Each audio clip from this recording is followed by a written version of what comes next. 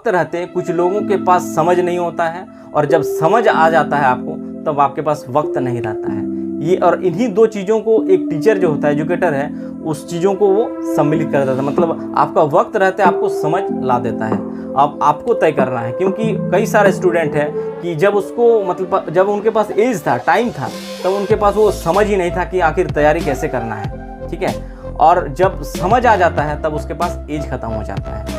और एक टीचर जो होता है दोस्तों, बस इसी चीज़ को आपको वक्त रहते आप में समझ दे देता है कि आपको कैसे क्या करना है। अगर इस चीज़ को आप ले लिए सही तरीके से तब आप आगे निकल जाए। नमस्कार दोस्तों, आप सभी का हमारे चैनल में एक बार फिर से स्वागत है।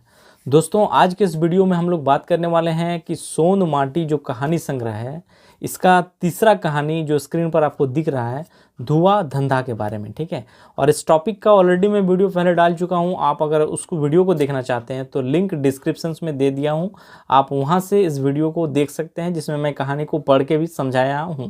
ठीक है, तो आज जो हम लोग चर्चा करेंगे, ये इस टॉपिक के वस्तुनिष्ठ प्रकार के प्रश्न, यानी ऑब्जेक्टिव टाइप के प्रश्न जो संभावित है परीक्षा में पूछे जाने की संभावना इस टॉपिक से, सिर्फ उन्हीं प्रश्न इस टॉपिक के उन्हीं प्रश्नों पर हम लोग चर्चा करेंगे। ठीक है, तो दोस्तों ये है आपका धुआं धंधा, यानी कहानी देखेंगे सोन माटी का तीसरा कहानी जो है धुआं धंधा। ठीक है, आप इसमें देख सकते हैं विषय सूची जो दिया हुआ है, इसमें कहानी जो नंबर 3 है धुआं धंधा, इसको आप देख सकते हैं यहाँ से।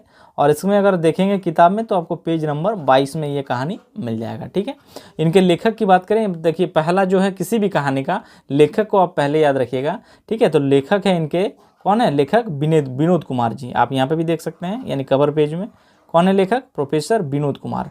ये किताब है आपका सोन माटी। ठीक है, और इसका तीसरा कहानी के बारे में चर्चा करेंगे।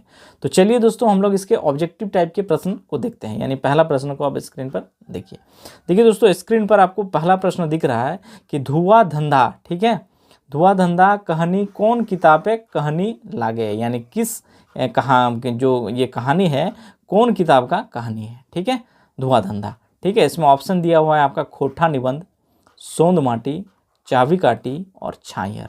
ठीक है, तो इसका राइट आंसर क्या होगा? सोंद माटी, यानी बी होगा आपका सही आंसर। ठीक है, यानी सोंद माटी कहानी संग्रह का जो तीसरा कहानी है धुआं धंधा उसी में है। धुआं धंधा का एक तरह से अर्थ जो होता है दोस्तों, देखिए धुआं धंधा जो है ना, इसका अर्थ होता है रोजी रोजगार या फिर रोजी रोटी कह सकते हैं, धुआं धंधा। ठीक है, इसमें देखिए दोस्तों, ये है विषय सूची।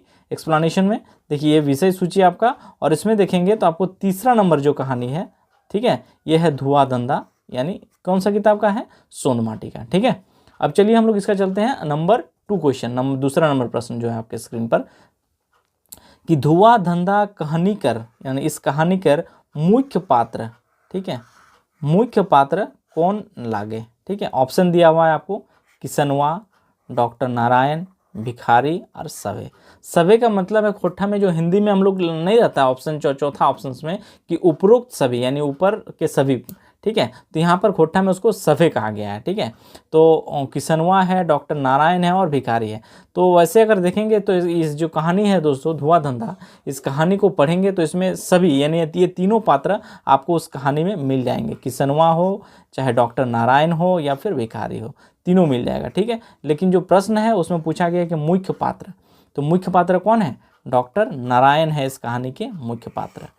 ठीक है, क्योंकि इनके माताजी इनको पढ़ा लिखा के इनको डॉक्टर बनाता है, और इसके बाद नेक, यानी समाज के नेक रीति जो इनके माताजी के द्वारा इनको मिला था, और इन्हीं को वो आगे बढ़ाता है, यानी गरीबों की सहायता करना, जो ज़रूरतमंद है वैसे इंसानों को सहायता करना डॉक्टर नारायण का ये रहा है। तो डॉक्टर नारायण इस कहानी के मुख्य पात्र है। ठीक है, अब दोस्तों नंबर तीसरा जो प्रश्न है, ठीक है, आपके स्क्रीन पर दिख रहा होगा कि धुआं धंधा कहनीय भिखारी कर कौन रोग रहा, यानी जो भिखारी है जो आता है डॉक्टर साहब के यहाँ पर कुछ पैसा वैसा मांगने, कहानी को जब पढ़ेंगे तो इसको कौन सा, कोई एक बीमारी से पीड़ित था, तो कौन सा रोग रहा है? ठीक है, ऑप्शन है आपका टीबी रोग, कैंसर रोग, कोढ़ रोग और मलेरिया। ठीक है, तो इसका राइट आंसर क्या होगा? सी, यानी कोढ़ रोग। ठीक है, इस कहानी को जब आप पढ़ेंगे तो मिलेगा आपको कि डॉक्टर साहब, मतलब जो ये है भिखारी, ये कोढ़ रोग से पीड़ित हैं। ठीक है, देखिए इसका एक्सप्लेनेशन में दोस्तों, देखिए एक्सप्लेनेशन में अगर आप देखेंगे तो देखिए यहाँ पर एक्सप्लेनेशन में आपको यहाँ पे मिल जाएगा कि हाथे कोढ़ रोग से पसपसाइल, देखिए है ना, देखिए एक तो भूख से बेहाल, यानी जो भिखारी है भूख से बेहाल है। दोसर कोद काठिक हीन, मतलब शरीर भी अब ऐसा नहीं है, बहुत ही कमजोर टाइप का इनका बॉडी हो चुका है। हाथे कोड़ रोग, ठीक है, हाथे कोड़ रोग से पसपसाइल, ठीक है। तो राइट आंसर क्या होगा? सी, आपका सी होगा सही आंसर, यानी इनको हाथ में कोड़ रोग था जिस वजह से भिखारी को कोड़ रोग से पसपसाइल था, ठीक है। अब आते हैं चौथा प्रश्न कि भिखारी कर झोली कैसन रहल हल, यानी जो भिखारी जिसमें भीख मांगता था वो झोली इनका कैसा था, ठीक है। यही प्रश्न पूछा गया कि झोली कैसन, ठीक है। ऑप्शन दिया हुआ है आपको कि पेंद लागल गेरुआ रंग के झोली, पेंद लागल सफ़ेद रंग के झोली, फाटल झोली और नया झोली। तो भिखारी जिसमें भीख मांगने गया था आखिर उस झोली का कैसा था, यही है प्रश्न। तो इसका राइट आंसर क्या होगा? ए, यानी पेंद लागल गेरुआ रंग के झोली, ठीक है। राइट आंसर ए होगा, ठीक है। देखिए इसका एक्सप्लेनेशन आप देख लीजिए, ठीक है। एक्सप्लेनेशन में अगर देखेंगे दोस्तों तो इसमें आपको मिल जाएगा, देखिए पेंद लागल गेरुआ रंगे के झोली, ठीक है ना। मांगल बोले ही बस आर की पेंद लागल जलवा आगू अगवाई देली, मतलब जब भी किसी से भीख मांगता था तो ये पेंद लागल जो गेरुआ रंग की झोली था इसको आगे कर देता था कि भाई इसमें कुछ दे दो, 2-4 पैसा जो भी देना है वो दे सकते हैं। तो पेंद लागल गेरुआ रंग एक झोली था भिखारी का, ठीक है। अब आते हैं हम लोग पांचवा प्रश्न कि भिखारी केते भीख मांगल हाल, यानी जो भिखारी था ये कितना भीख मांगा था, केते भीख मांगल हाल, ठीक है। 2-4 गो पैसा, 2-4 गो रुपया पैसा, 2 पैसा, 4 पैसा और 2 रुपया, कितना भीख मांगा था, ठीक है। तो इसका एक्सप्लेनेशन में देख लेते हैं दोस्तों एक बार, फिर आपको हम बताते हैं कि देखिए इसमें चूंकि थोड़ा कन्फ्यूज़न हो सकता है जिस वजह से इसको क्लियर करने के लिए मैं थोड़ा समझा दे रहा हूँ। देखिए दे बाबू 2-4 पैसा, ठीक है, दे बाबू 2-4 पैसा, दान पैबे पुण्य का नाम। देखिए पहला बार जब वो भिखारी आता था, आने के बाद जब डॉक्टर साहब के क्लिनिक के यहाँ पहुँचते हैं तब वो कहते हैं कि दे बाबू 2-4 पैसा, पहले मांगता है कि 4 पैसा, ठीक है, 4 पैसा दान पैबे पुण्य का नाम, ठीक है। उसके बाद क्या करता है 3-4 बार एहे नियर दोहराए राखल, यानी 2-3-4 बार ऐसे ही बोलता है कि दे दो 2-4 पैसा। फिर क्या करता है वो नजीके जाके कहला एक कंपाउंडर बाबू 2-4 गो रुपया पैसा। देखिए यहाँ पर दिया है कि 2-4 गो रुपया पैसा, यानी राइट आंसर क्या होगा? ए, ठीक है। 2-4 गो रुपया पैसा फाइनली वो मांगता है, ऐसे 2 पैसा भी मांगा था लेकिन इसका राइट आंसर ए होगा 2-4 गो रुपया पैसा, ठीक है।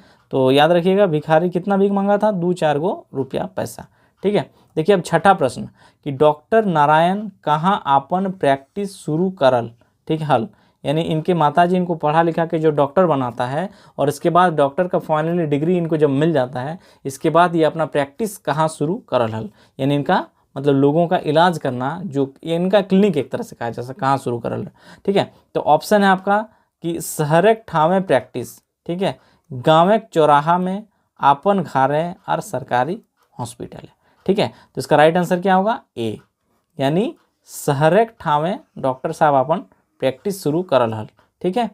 अब आते हैं इसका सातवां प्रश्न कि डॉक्टर नारायण के सहायक रहल हल, सहायक मतलब समझे असिस्टेंट, कंपाउंडर जिसको कहते हैं असिस्टेंट, डॉक्टर साहब के सहायक जो थे वो के रहल हल। ऑप्शन है किसनवा, श्याम, जंगली और बीरू। तो राइट आंसर क्या होगा?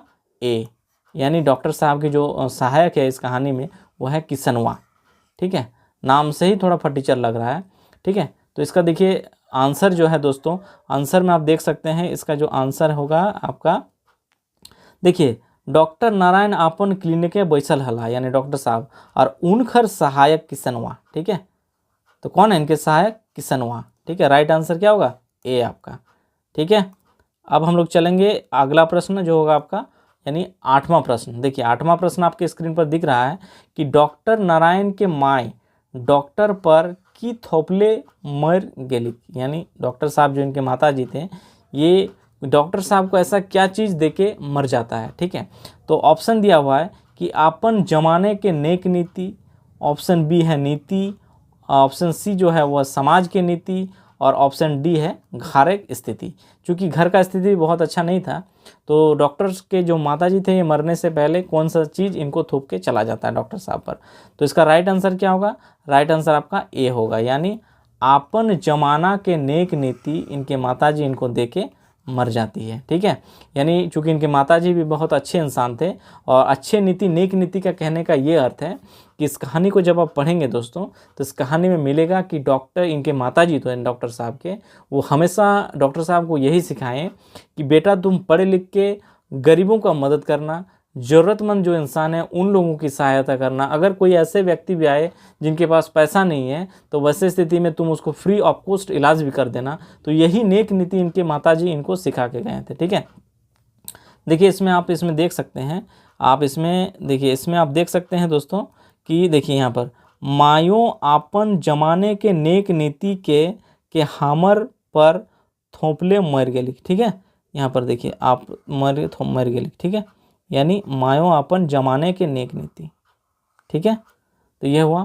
अब आएंगे दोस्तों हम लोग इसका 9वां प्रश्न। ठीक है, 9वां प्रश्न जो है दोस्तों, आप इसमें देख सकते हैं कि रेलवे स्टेशन से, ठीक है, डॉक्टर बाबू क्लिनिक के भाड़ा केते रहल हल। यानी ठीक है, रेलवे स्टेशन जो था, रेलवे स्टेशन से डॉक्टर साहब यहाँ जहाँ पे प्रैक्टिस करते थे, इनका क्लिनिक के भाड़ा केते रहल हल। ठीक है, ऑप्शन है आपका देखिए 2 रुपया, 3 रुपया, 4 रुपया और 5 रुपया।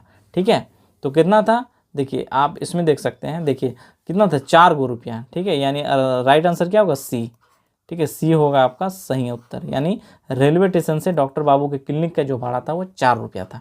ठीक है, आप इसमें देख सकते हैं जो सेकंड लाइन है, आप इसमें देख सकते हैं कि रेलवे स्टेशन से, देखिए यहाँ पर कि रेलवे स्टेशन से यहाँ कर भाड़ा 4 रुपया।